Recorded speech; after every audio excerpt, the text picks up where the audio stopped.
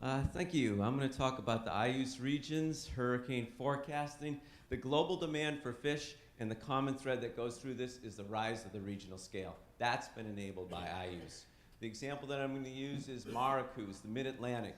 It goes from Cape Hatteras, 1,000 kilometers, to Cape Cod. It's got that wide shelf. It's got a quarter of the U.S. populations. It's got major ports, critical habitats, offshore energy. It's truly an urbanized ecosystem, multi-use. Here's the way we sample this. We need spatial data. We get our own satellite data. We build our own products. Here's a coldest pixel, not warmest, coldest pixel to get the mixing. Here's rivers, plankton blooms. That's what's in the water. The next thing you need to know is where's that water going? So we build a HF radar network, 41 radars total, triple nested, multi-static, dual use.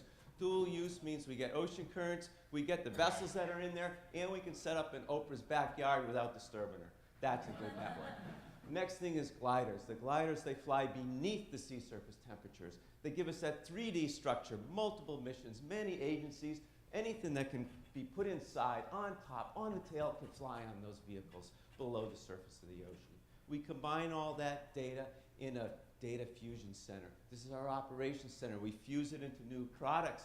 We assimilate it into 3D models, and we use it for guidance, for our ships at sea, for our gliders in the water, and for the people on land. An example where we helped guide the people on land was Hurricane Irene. Irene forecast days in advance to track right through our network at the same scale, but the intensity totally overpredicted. A big gap in storm science. Why was that? Look at the global sea surface temperature used in those models. Warm days after the hurricane. Look at the coldest pixel. It cooled. 8 degrees C. That's a fire extinguisher on the hurricane. When was that applied? How do you know? You have to wait for the clouds to clear? No, the robots were out there. The robots were out there. They see exactly what had happened. As the eyes approach it, it happened in a few hours. That eye is going over cold water. When that eye goes over cold water, you can do 2 sensitivity forecasts. One over the warm water, one over the cold water.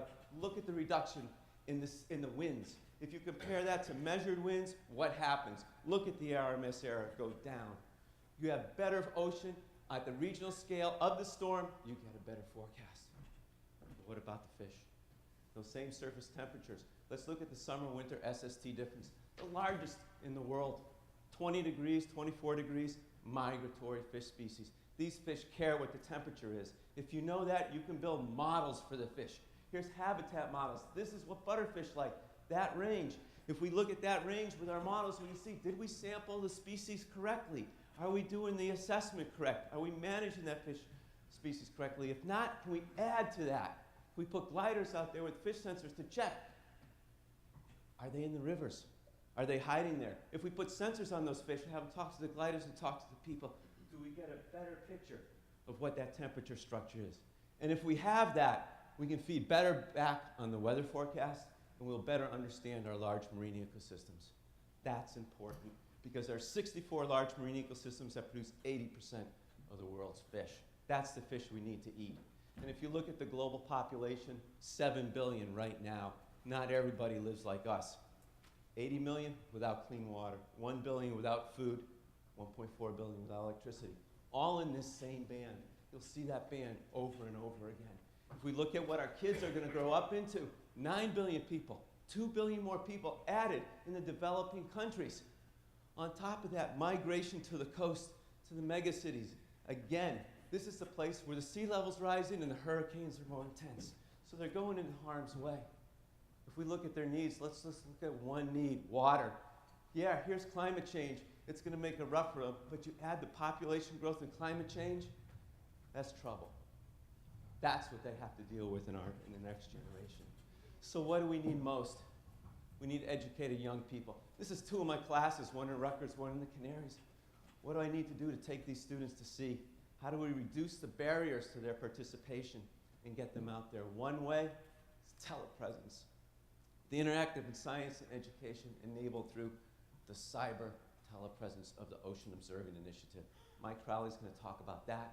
I'm going to talk about something else. I'm going to talk about omnipresence, the Global Glider Challenger mission. 16 gliders, 16 global class gliders flying around these ocean basins, all tweeting back their data to this to enable and create that next generation of of ocean explorers.